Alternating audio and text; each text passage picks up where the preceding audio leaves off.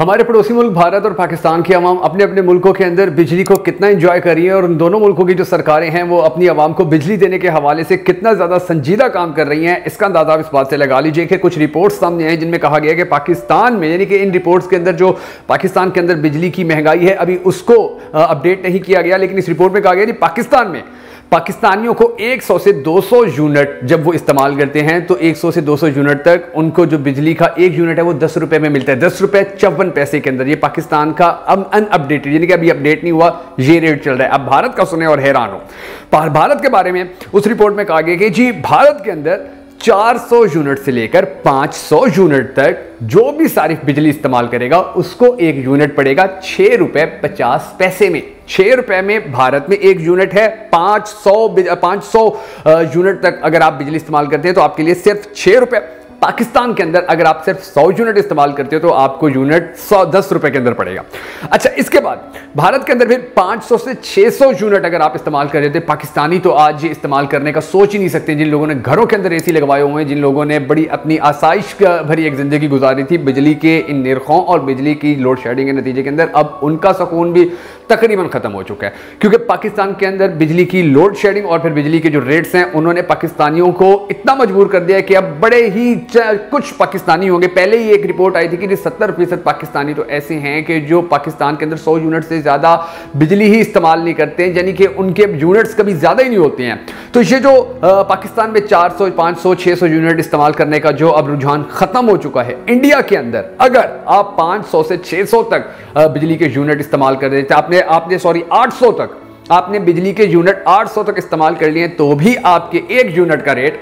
8 रुपए होगा। और पाकिस्तान के अंदर अगर आपने 100 यूनिट से 200 यूनिट तक बिजली इस्तेमाल कर ली तो आपका रेट 10 रुपए 54 पैसे होगा। 2019 के अंदर हमारा पड़ोसी मुल्क भारत दुनिया का सबसे, यानी कि तीसरा बड़ा ऐसा मुल्क था कि जिसने सबसे ज्यादा बिजली पैदा करके अपनी आवाम को दी थी, अपनी आवाम तक वहां पहुंचाई थी। और इसके बाद कुछ और चीजें भी सामने इस रिपोर्ट के अंदर आई, जिनके अंदर यह भी बताया गया कि जो 12 दुनिया के बेस्ट इलेक्ट्रिसिटी सिस्टम हैं, बिजली देने के जो दुनिया के बेहतरीन सिस्टम्स हैं, उन सिस्टम्स के अंदर भारत जो है वो, यानी कि लिस्ट में 12वें नंबर के ऊपर था। 12 नंबर की जो लिस्ट थी तो उसके अंदर ये 12वें नंबर के अंदर था, यानी कि दुनिया में सबसे अच्छे तरीके से अपने आवाम को बिजली फराहम करने के हवाले से जिनका सिस्टम शफाफ होता है, जो दूर दूर तक बिजली पहुंचा लेते हैं, जो बिजली पहुंचाने और बनाने के अंदर कामयाब हो रहे होते हैं, ये उनकी लिस्ट थी और इसकी लिस्ट के अंदर भारत दुनिया में 12वें नंबर पर है। अब इसके बाद जो उस रिपोर्ट के अंदर और बड़ी हैरत अंगेज बात बताई गई थी, जिसके बारे में पाकिस्तानियों ने भी बड़ा कम सुना होगा या बड़ा कम जाना होगा, वो ये है कि पाकिस्तान का जो तरबेला डैम है, आखिर वो क्यों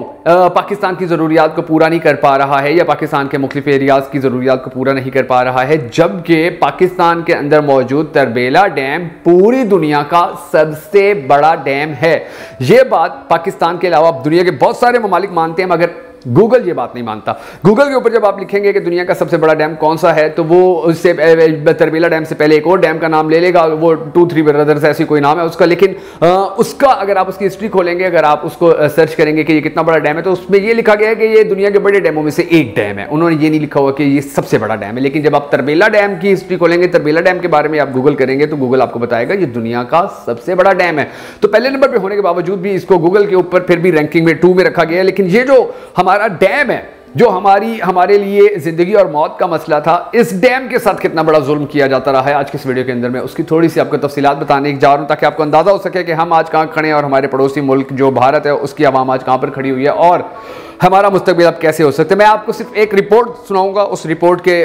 जो आप रिपोर्ट सुनेंगे तो उसके बाद आपको खुद ही अंदाजा हो जाएगा कि पाकिस्तान के अंदर ये जो तरबेला डैम, जो पाकिस्तान के लिए सबसे ज्यादा कीमती और सबसे ज्यादा अहम था, इसके साथ क्या सलूक किया गया। मगर उससे पहले हम सबको अल्लाह तबारक व तआला के हुजूर गिड़गिड़ा कर ये दुआ करनी है कि हमारे पाक परवरदिगार हमारे मुल्क के हालात के ऊपर रहम फरमा, हमारे मुल्क के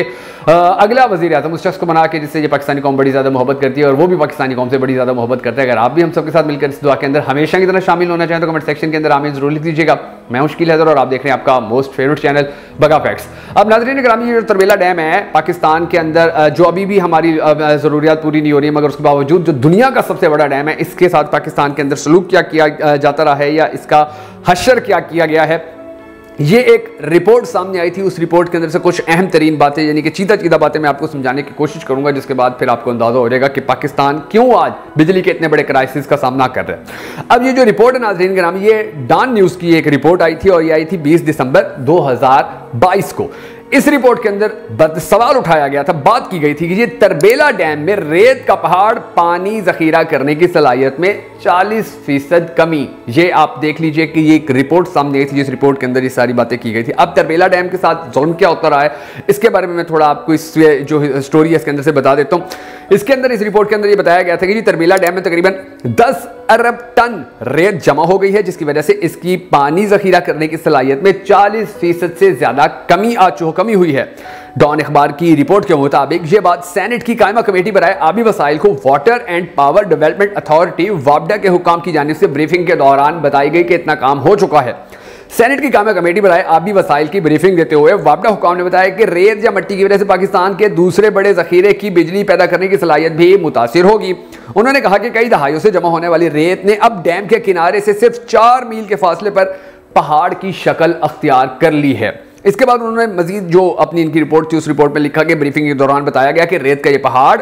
1974 में डैम के किनारे से 14 मील दूर था, जो अब 10 मील आगे आ गया है। मुस्तकबिल में रेत का यह पहाड़ किसी झटके की सूरत में डैम की खारजी सुरंगों को बंद कर सकता है। रेत की वजह से डैम के पानी के जखीरा करने की सलाहियत 90,60,000 एकड़ फीट से कम होकर 50,80,000 एकड़ फीट रह गई है। यह सूरत हाल हुई पड़ी है हमारे डैम की। 2022 की यह रिपोर्ट है। वापडा ने इस रेत की सफाई के लिए अमरीकी और जनूबी अफ्रीकी माहिरीन से रब्ता किया, लेकिन इस काम की लागत काबिल अमल नहीं थी, बहुत ज्यादा थी।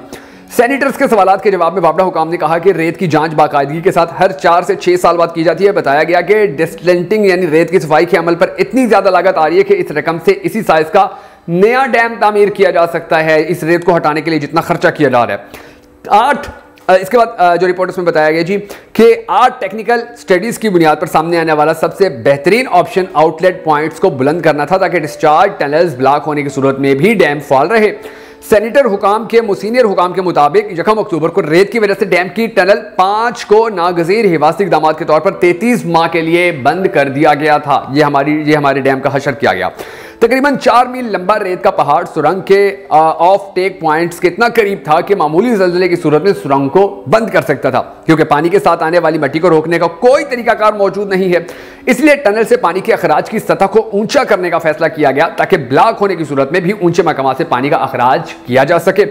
कमेटी अरकान ने डैम से रेत की सफाई के तरीके तलाश करने की जरूरत पर जोर देते हुए कहा कि रेत के खास हद तक बहाव के भी इकदाम किए जाएं, क्योंकि ये जमीन की जरखेजी का बायस भी बनती है। कायमा कमेटी ने वजारत आबी वसाइल से कहा कि वो इस मसले से निपटने के लिए कलील और तवील मुद्दती इक़दाम का खाका पेश करते हुए रिपोर्ट मुरतब करे। आज तक कोई रिपोर्ट सामने नहीं आई है, आज तक हमारे मीडिया ने इसके ऊपर कोई बात नहीं की है कि पाकिस्तान के अंदर जो सबसे ज़्यादा बिजली बनाने वाला हमारा सबसे बड़ा डैम है, और उस डैम के साथ जो सलूक हुआ है कि 40% तक रेत की वजह से उसका काम करना वो छोड़ चुका है, तो अंदाज़ा लगाइए कि फिर आने वाला वक्त पाकिस्तानियों के लिए मजीद कितना ज़्यादा भयानक हो सकता है। और फिर ज़्यादा आप अफसोस की बात ये देखें कि उनको पता ये है कि इस रेत का उन्होंने अगर सदेबाब नहीं किया था, तो अब इस नहज पर बात पहुँच चुकी है कि माहिरीन कहते हैं कि इस रेत को निकालने के ऊपर जितना खर्चा होता है, इतना खर्चा तो नया डैम, इतने खर्चे में तो नया डैम बन जाए। यानी कि आप बेहिस्सी चेक कीजिए कि इस हद तक बेहिस्सी बरती जाती रही है कि जब तक ये हमारा डैम अपने डेथ रेट के ऊपर नहीं आया है, जब तक इस डैम के हवाले से इतने बड़े संजीदा मसाइल खड़े नहीं हो गए, किसी ने तवज्जो नहीं दी थी कि अगर पहली मिट्टी आ रही है या पहली रेत आ रही है तो उसको रोकने के हवाले से क्या इकदाम किए जाए। इस रिपोर्ट में बताया गया कि कोई इकदाम नहीं किए गए थे।